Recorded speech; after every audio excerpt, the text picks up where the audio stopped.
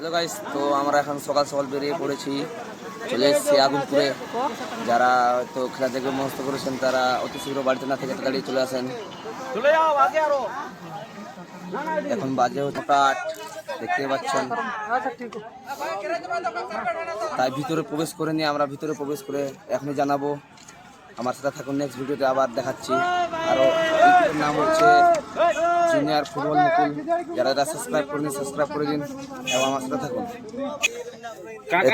আমরা এখন টিকিট কাটবো, দেখতে পাচ্ছ। এই দাদারা বসে আছেন, দেখুন। কারোর যদি কোনো টিকিট দরকার হয় এখানে আসবেন। এই যখন আমরা ঢুকবো,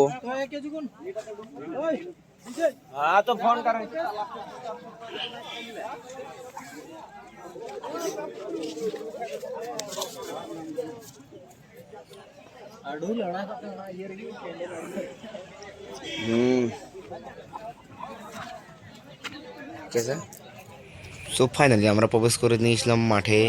দেখতে পাচ্ছ দর্শকদের তো সো এখনো ফাঁকা ছিল, সেরকম বসার জায়গা ছিল।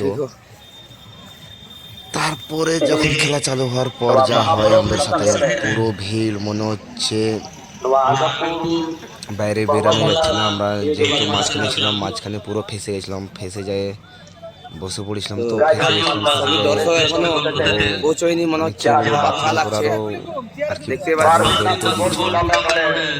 মানুষ দর্শক এতটাই চেপে গেছিল, মানে দর্শক থেকে বেশি